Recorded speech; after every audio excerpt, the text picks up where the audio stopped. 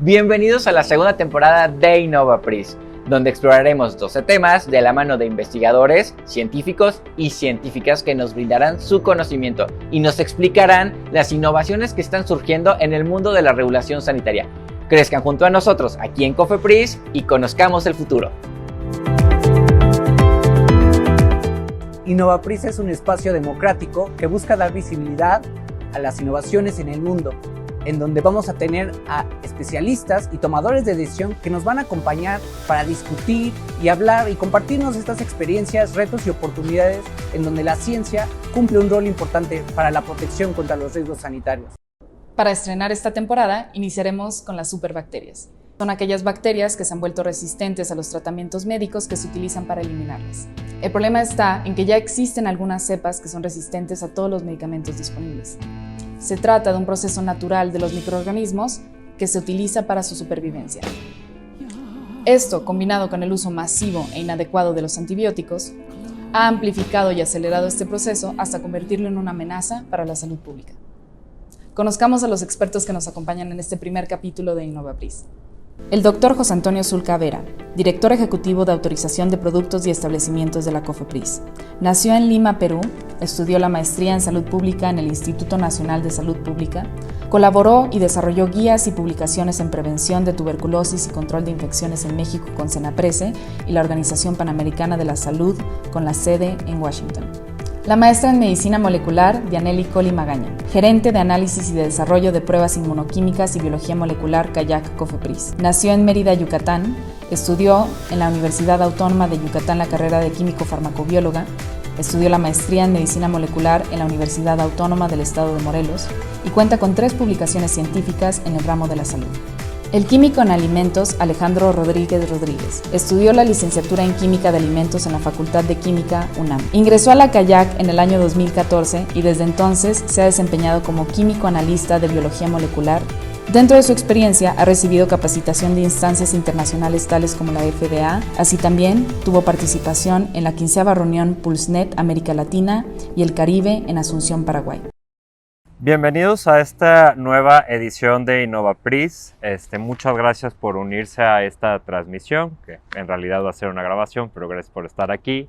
El objetivo de reanudar este capítulo del Centro de Innovación y Capacitación es, por un lado, presentar diversas innovaciones, discutir de temas de ciencia y demás cosas de interés que puede ser para la comunidad que nos sigue en nuestras redes sociales. Y por otro, yo creo que es el objetivo más fundamental que tenemos en esta nueva edición de InnovaPris, es dar visibilidad al talento que tenemos en casa, ¿no? Cofepris es una institución llena de expertos, llena de personas muy profesionales, y estamos convencidos que este relanzamiento de InnovaPris debe de ser para darle oportunidad a todos nuestros talentos de la institución, que tengan voz y que den su opinión respecto a diversos temas. Creo que el tema de hoy va a ser bastante interesante. Tenemos a nuestros expertos de Cofepris para esto y pues iniciamos. Entonces, la primera pregunta que tengo para todos ustedes es: ¿cómo podríamos definir a una superbacteria y qué tipo de enfermedades provocan? Bueno, primero que todo, Pablo, gracias por la invitación. Es un tema simple desde una perspectiva biológica y complejo desde una perspectiva social, ¿no? Habría que iniciar primero con lo que es antibióticos e iniciar primero con lo que es bacterias, ¿no? Y pues las bacterias han estado con nosotros a lo largo de la historia de la humanidad, ¿no? La resistencia es un mecanismo como tal adaptativo evolutivo. Es un asunto que se presenta a lo largo de la vida de los seres vivos y no descarta las bacterias, y obviamente esto se traduce al hecho de si tienen o no respuesta ante una acción de un antimicrobiano, un antibiótico, ¿no? En el momento en que los antibióticos son utilizados para tratar enfermedades por bacterias y estas no generan una respuesta clínica, podríamos empezar a hablar de una resistencia bacteriana, una presencia de una superbacteria, ¿no? Y esto englobarlo en distintos contextos sociales y, por supuesto, económicos. Hola, igual, gracias por la invitación. Y bueno, el término superbacteria como tal es un concepto que se ha utilizado más que nada para la práctica social. Como tal no tiene es un concepto científico, vaya. Sin embargo, son todas esas bacterias que han adquirido o han perdido más bien la sensibilidad frente a los antimicrobianos. Entonces estamos hablando de un riesgo sanitario muy fuerte, ya que esto como tal a lo que va a llevar es que sea un problema con respecto al control en un brote epidémico, por ejemplo, ¿no? Las superbacterias como tal pueden causar diferentes tipos de enfermedades infecciosas. Esas pueden ser del tracto respiratorio, genitourinario, gastrointestinal. En general son enfermedades infecciosas y en cualquiera de esas pueden estar involucrada una superbacteria. Hola Pablo, muchas gracias por la invitación. Como ya bien dijeron, pues las bacterias han sufrido una modificación, ¿sí? En ellas como tal. El término superbacteria no se refiere a que tengan obviamente superpoderes, claro. Es un nombre coloquial que se le da para que se tenga una mejor comprensión a qué nos referimos con superbacterias. Son bacterias que a la larga podrían ser un problema de carácter global, ¿no? Con respecto a la resistencia que están presentando ante ciertos antibióticos o ante los antibióticos que se tienen en línea hoy en día, y que a la larga pues podrían ser un problema muy de bastante importancia. Y empezamos contigo con la siguiente. ¿Cómo desde las instituciones de salud, que tú también has estado en otro tipo de instituciones de salud también, detectamos cuáles bacterias ya generaron resistencia? Hay diferentes métodos, ¿no?, para determinar cuando una bacteria es o no resistente a un antibiótico o a un antimicrobiano. Existen métodos tradicionales o métodos de punta. Hay métodos tradicionales como lo son los métodos microbiológicos, que se dedican a ver si una bacteria expuesta a un antibiótico o un antimicrobiano expresa o no esa sensibilidad o esa resistencia. Normalmente se le conoce como antibiogramas. Ahora hay otros métodos más desarrollados de última generación, como lo son la secuenciación de ácidos nucleicos, en la cual a partir de cualquier matriz se puede hacer una recuperación de algún material genético y se evalúa si esa bacteria o ese microorganismo presenta o no algún gen de resistencia específico. Ok. Sí, justo en el centro estamos trabajando con Médicos Sin Fronteras en Francia con la fundación para una aplicación que detecta de forma automática con fotografías y demás, así como que hay distintos métodos, pero me interesaba mucho que dejáramos claro cómo se trabaja el laboratorio.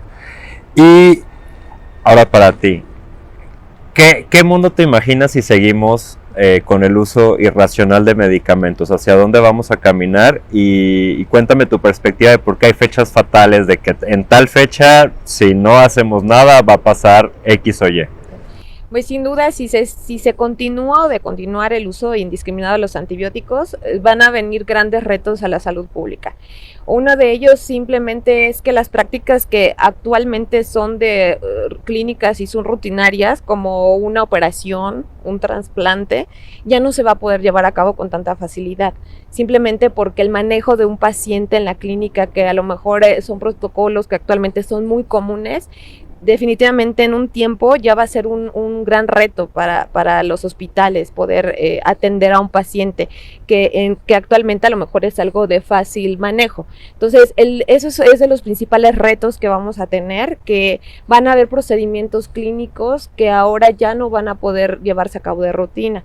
Y sí se ha hablado de ciertos años, se ha mencionado mucho el 2050, sin embargo, no es que llegando al 2050 ya no se pueda hacer nada, ¿no? Sino es una estimación realmente, y esto se hacen cálculos epidemiológicos mediante tasas de resistencia anuales, y dependiendo de las defunciones que tiene cada país, se pueden relacionar de todas las defunciones, cuáles podemos relacionar con que la causa fue la resistencia a los antibióticos. Entonces, considerando esa rapidez con la que se está apareciendo, es que se ha dado un estimado que para el año 2050 el reto ya va a ser mayor, ¿no? Casi que incontrolable. Entonces, aquí lo importante es, y lo que hay que tener con mucha conciencia, es que todos los antibióticos o los medicamentos llevan cierto tiempo para desarrollarse. El tema aquí es que la aparición de la resistencia esté siendo más rápida que la aparición o el desarrollo de estos nuevos medicamentos. Entonces es ahí en donde están las complicaciones, que en un futuro pues ya no tan lejano nos va a hacer que tengamos que afrontar este tipo de retos. Sí, justo hace poco tenía una conversación con un laboratorio y me decían, es que diseñar un nuevo medicamento es súper caro, y la efectividad también a veces es muy complicada, ¿no? O sea, y lo vemos con el tema de las vacunas, y lo vemos con el tema de ahora los nuevos medicamentos para tratar el COVID, ¿no? Que son desarrollos donde invierten mucho dinero. Ahora, ¿tú qué crees que podemos hacer para revertir la situación? Es una pregunta súper interesante, ¿no? Para poder pensar en una proyección siempre hay que irse a la génesis del por qué se desarrolló la resistencia. Y hay factores que son muy habituales en la comunidad, como es el hecho de la mala prescripción de los antibióticos por parte de prestadores de servicios, el que la gente no complete sus esquemas conforme a las indicaciones de los médicos, pero también está el otro escenario fuera del contexto de los sistemas de salud, que es por ejemplo la utilización de antibióticos con fines de producción en ganadería, y con ello pues fomentan mejor calidad entre comillas de carne. El antibiótico engorda en este caso cerdos, vacas, etcétera, pero esto genera por supuesto una consecuencia, como bien comentaron, en relación a lo que se espera en un futuro en el cual prácticamente, más allá de tener un lado acceso a antibióticos, es que estos no van a funcionar, ¿no?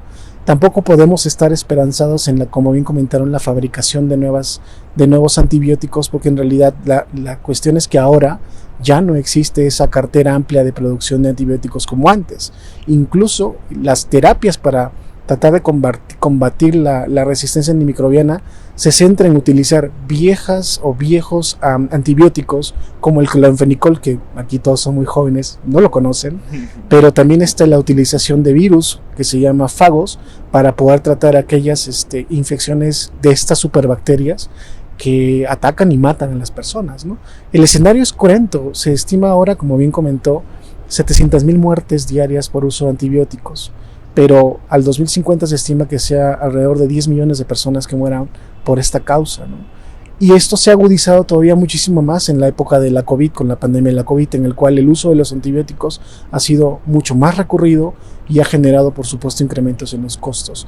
¿Qué hacer desde situaciones propias de la prevención, como es un lavado de manos en ámbitos comunitarios o en ámbitos hospitalarios, ¿no? El monitoreo, la vigilancia de las infecciones al interior de las instituciones y, por supuesto, dejar de prescribir antibióticos de manera indiscriminada? Es muy común que la comadre o el familiar diga, mira, a mí me funcionó este antibiótico, ten, pronto a ti te funciona muy bien, y resulta que no es así. Y también no es el hecho de esperar como usuario de servicios, que el ir a una consulta voy a regresar con la caja de medicamentos antibióticos para poder tratar mis afecciones. No es así. En realidad ahora la tendencia es cada vez cuidar los antibióticos, y obviamente también depende de un asunto de compromiso entre la industria, los profesionales de la salud y por supuesto las instituciones que se encargan del monitoreo, como son CAIAC en ese sentido, ¿no? Hay mucha cuestión coparticipativa. Sí, yo creo que una problemática que tenemos como país y un reto que tenemos como reguladores es que en México es más fácil conseguir medicamentos que dulces, ¿no? Es casi un símil, y alguna vez platicaba que pues todos tenemos en nuestra casa este bonito cajón lleno de medicamentos, ¿no? Y la automedicación es una práctica común. Ahora, yéndonos al sistema inmunológico, ¿crees que un día el ser humano, a través de su mismo organismo, tenga la respuesta a la resistencia? Como tal, obviamente el ser humano se adapta, como así lo están haciendo las bacterias. Aquí lo importante sería mencionar que el ser humano se adapta de cierta forma un poco más lento que las bacterias se están adaptando a esta resistencia antimicrobiana. ¿Por qué? Por la exposición que nosotros le estamos dando a las bacterias por el uso indiscriminado de estos antibióticos, ¿sí? No es lo mismo que se utilice un antibiótico cuando es necesario a que se use cuando se le ocurre a la señora, cuando se le ocurre a la mamá. Es decir, hay que hacer un uso controlado de estos antibióticos, no solamente para la salud humana, porque es solamente un porcentaje, ¿sí? También se utiliza en salud animal y salud vegetal, ¿sí? O sea, es muy importante también resaltar esto, que no solamente es a la salud humana. Bueno, en este caso, para la salud humana, sí, el cuerpo podría llegarse a adaptar, ¿sí? Como lo ha hecho desde la antigüedad. Se presenta un microorganismo, el cual puede llegar a afectarnos. Con el paso del tiempo, el ser humano y el sistema inmunológico se adapta inteligentemente para minimizar esos efectos adversos que pueda causar, ¿sí? también hay una evolución en nuestro sistema inmunológico. A eso se dedica, a generar anticuerpos, defensas y protegernos contra todos estos patógenos o adversidades que pudiéramos tener tanto en el medio ambiente, en los alimentos que consumimos, o en algún otro caso, como algún medicamento también. Ahora tengo otra pregunta, y tratándolo de combinar con las recomendaciones que hace la OMS sobre el uso de métodos alternativos. ¿Qué crees que sea más fácil? ¿Que la industria farmacéutica tenga la respuesta y logre generar antibióticos indestructibles para enfermedades? ¿O que más bien optemos, como dice Naciones Unidas, por métodos alternativos como toda la gama que tenemos de medicina alternativa en México? Yo creo que podría llevarse a cabo un poco de ambas, sin embargo, considerando que nos está ganando el tiempo, la resistencia frente al desarrollo de nuevos medicamentos, creo que sí el enfoque de buscar nuevas alternativas es una buena estrategia. De hecho, la misma industria farmacéutica lo está haciendo. O sea, sí, por un lado están estudiando nuevas moléculas como una propuesta para un mecanismo de antibiótico. Sin embargo, también están estudiando moléculas que ya se conocen, con un nuevo enfoque, que por ejemplo las estatinas, que normalmente se utiliza para todo el tema de lípidos. Entonces, la industria farmacéutica también está volteando a ver otras moléculas que ya se están utilizando con otro fin clínico, pero para ver si está la opción de ocuparlas para un mecanismo antibiótico. Te digo, por ejemplo, en el caso de las estatinas, hay otros muchos más. La ventaja de estos es que ya se tiene recorrido todos los años de investigación con respecto a la parte de toxicidad o la parte de seguridad en su uso. Entonces ese ya son años ganados frente al posible, además de que se tuviera ese potencial terapéutico de antibiótico. Entonces yo creo que sí es una buena estrategia, pero tiene que ir acompañada de la mano con aumentar la concientización en el uso, tanto como individuo, pero tener en mente que todas esas prácticas que vamos a hacer como uno solo va a impactar en la salud pública. Entonces yo creo que sí es una buena estrategia. Ahora, yendo al tema del aporte de los individuos, ¿no? Yo creo que este tipo de problemáticas necesitan una solución de Estado al final del día, ¿no? Y tratando el tema de una sola salud de Naciones Unidas, y justo lo que decían de que pues es que a los animales que nos comemos también les damos antibióticos, y eso también genera más resistencia. ¿Tú cómo crees que como individuo, o sea, más allá de la automedicación, ok, dejemos eso, pero más allá de la automedicación, ¿qué más podemos hacer?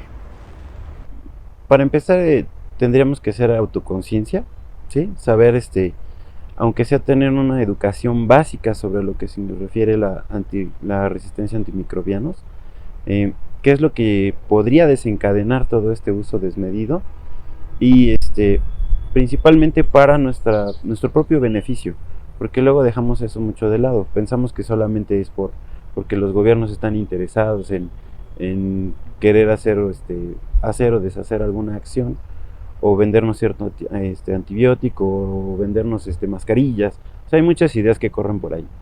Entonces, uno mismo tendría que decir, ¿sabe?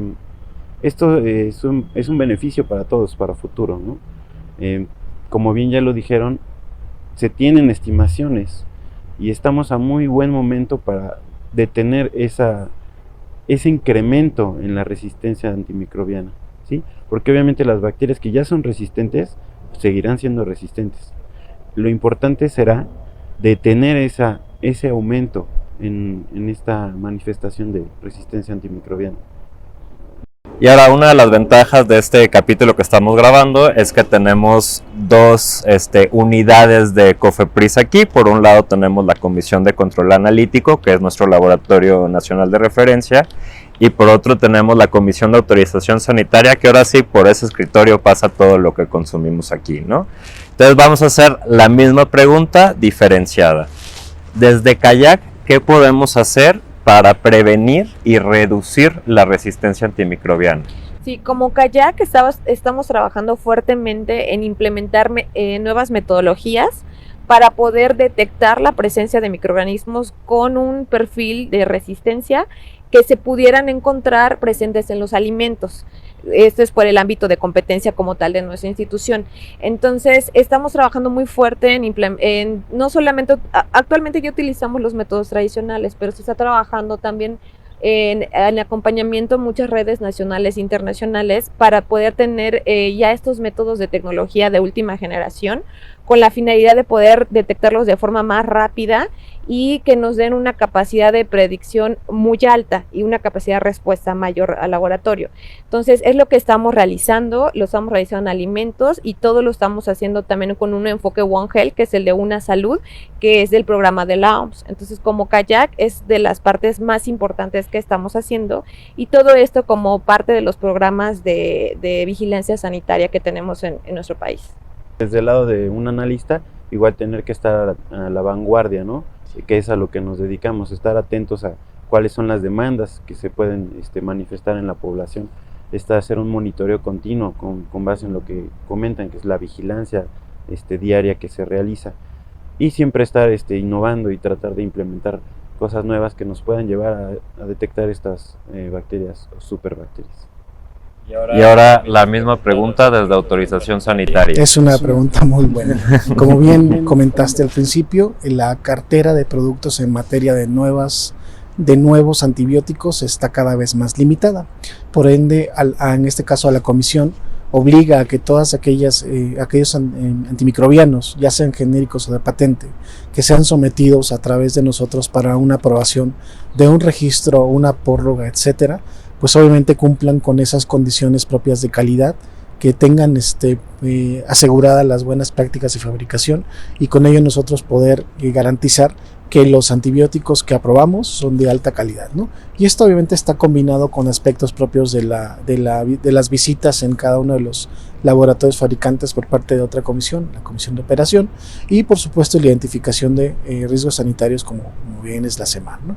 Entonces, de manera conjunta en la COFEPRIS, pues tratamos de precisamente evitar que los antibióticos, si ya de por sí tienen un detalle en el asunto del consumo indiscriminado y el mal uso, pues los que tengamos puedan ser utilizados.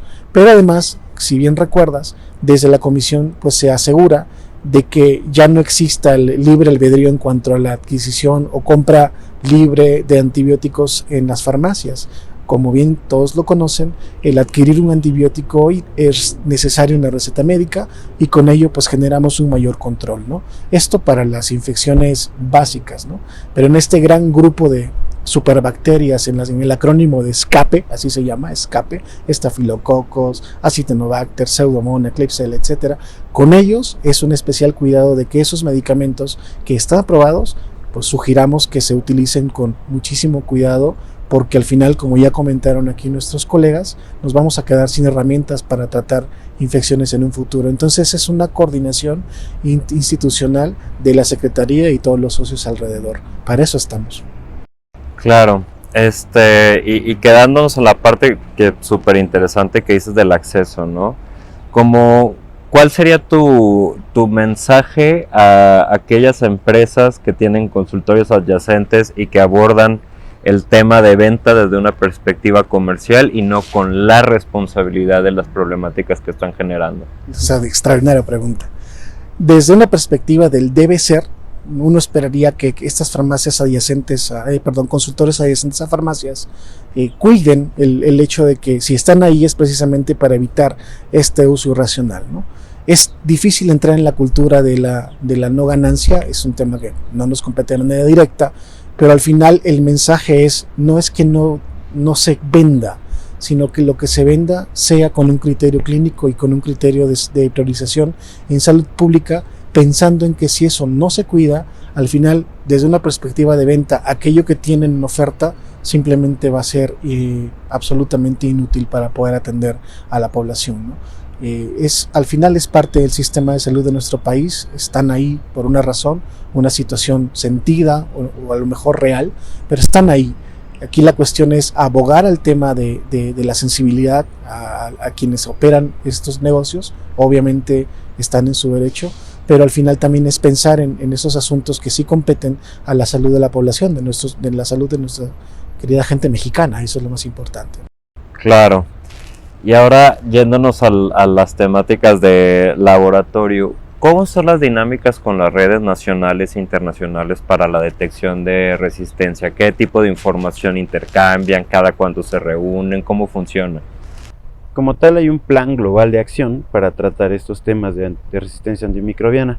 Entonces existen redes, tanto regionales como regionales, por ejemplo, me refiero a Latinoamérica, Norteamérica, europeas, asiáticas, las cuales trabajan en conjunto con las instituciones más relevantes o más en punta, o como por ejemplo pueden ser en Norteamérica, instituciones como el CDC o FDA, las cuales van en conjunto dando las guías o las pautas para saber cuáles son las metodologías que se tendrían que implementar, cuáles son los lineamientos que teníamos que utilizar para la protección también del personal que trabaja con este tipo de microorganismos, para los lineamientos para el procesamiento de datos.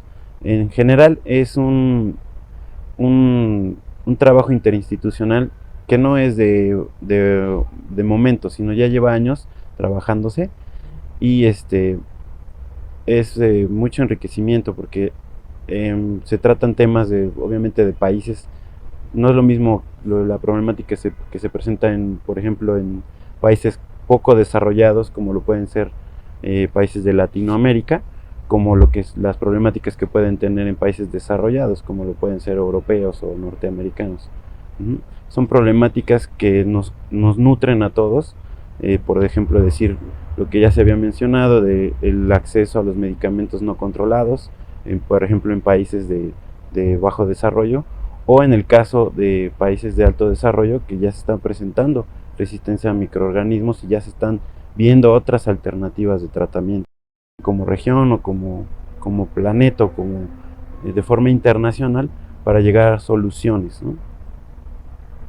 ¿Y qué tipo de retos identificamos en la implementación como de estas redes y en el seguimiento de estas redes en el país? O sea, hay algunos laboratorios que tienen más capacidades que otros, a veces no funcionan bien los mecanismos de intercambio de información. Como que, ¿cuáles retos detectas tú a nivel nacional?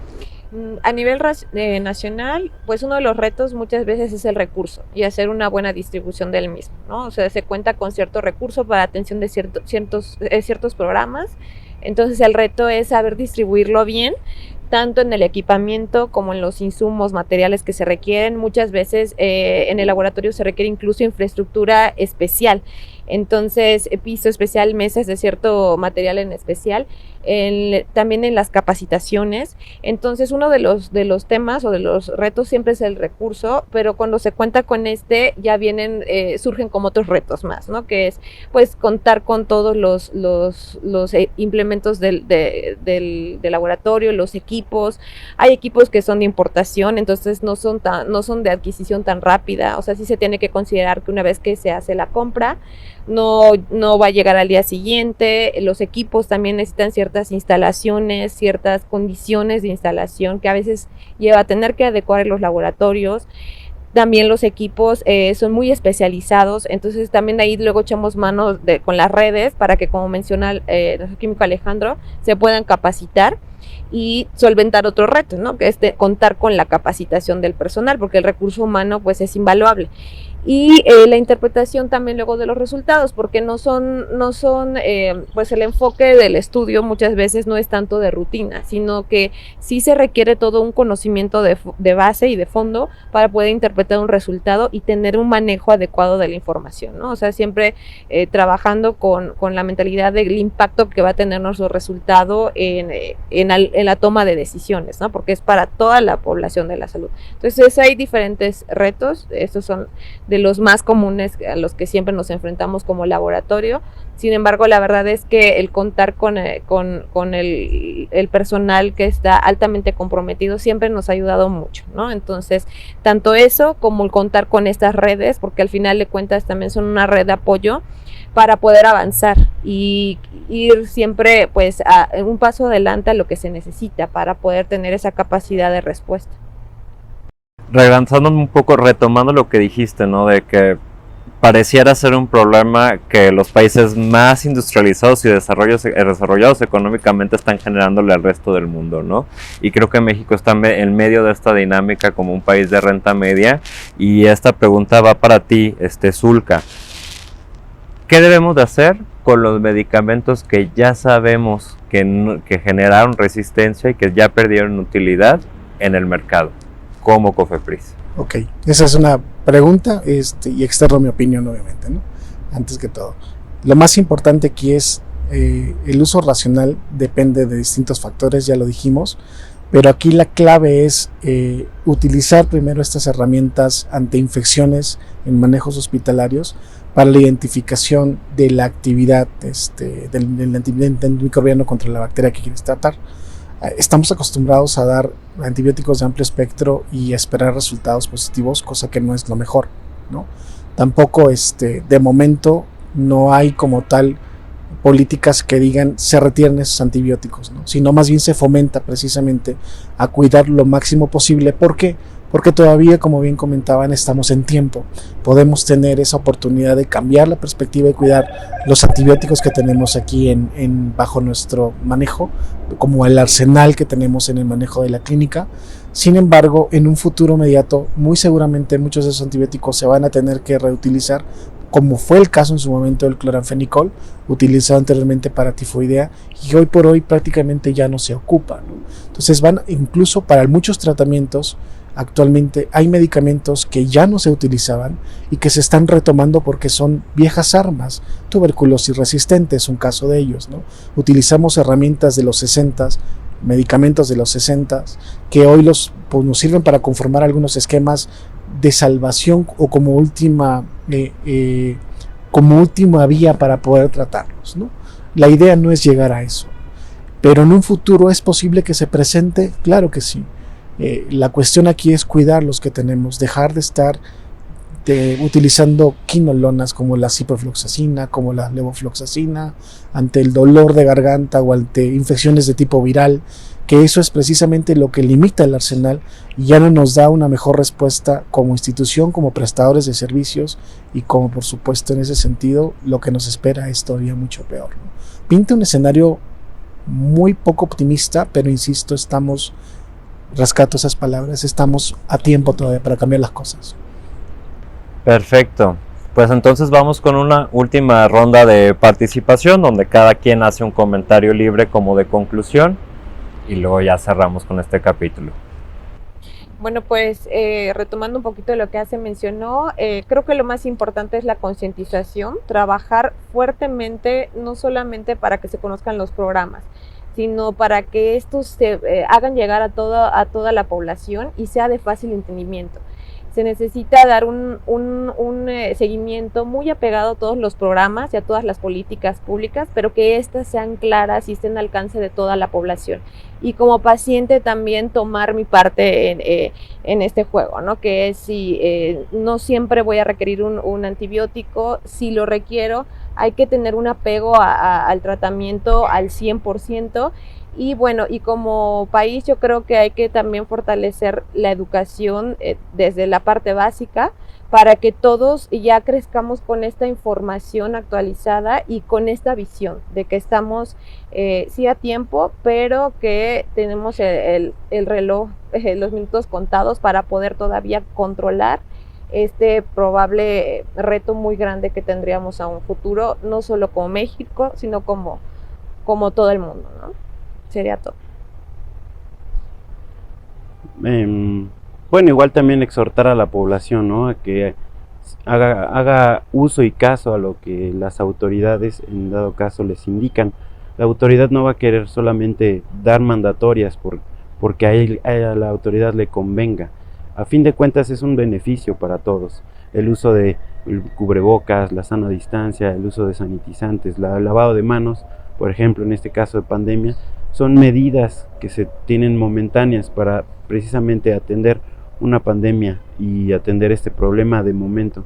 Pero si queremos evitar estar en esta situación de forma prolongada o de plano de forma ilimitada, tendremos que hacer conciencia de dónde estamos, hacia dónde vamos y el uso de los antibióticos de forma indiscriminada no es la solución, ¿sí?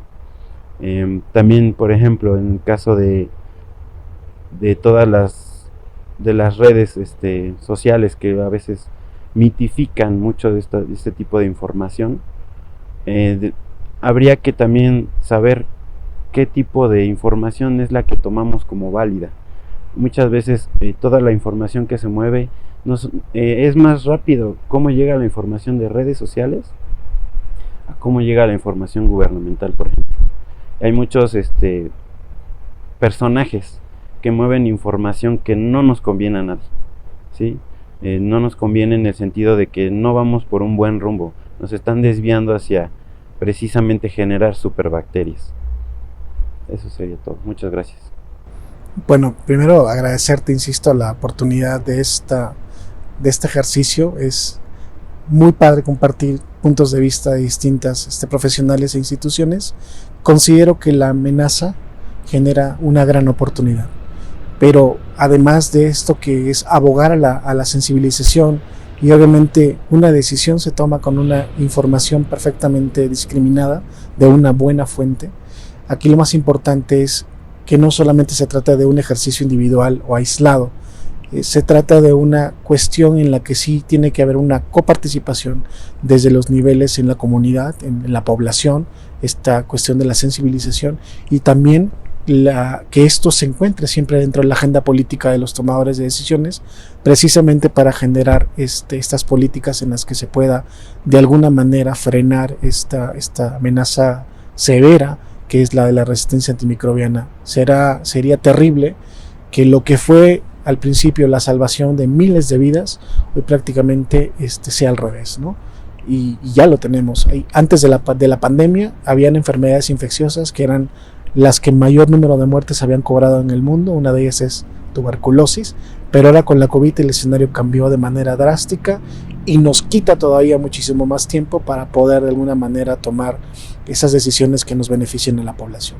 Creo que aún estamos a tiempo y pues a trabajar desde distintas perspectivas con la participación de distintas instituciones. Gracias por la invitación, Pablo. Pues sí, una conclusión que yo daría es el avance de la ciencia y la tecnología jugándonos en contra, ¿no? Y el último tema que me gustaría tocar antes de decirles adiós, pues es claramente si le da una gripa no se anda automedicando. Creo que es muy importante que como personas, como individuos, tomemos conciencia de este tipo de problemáticas y tratemos de ver cómo aportamos, porque al final la salud de uno es la salud de todos.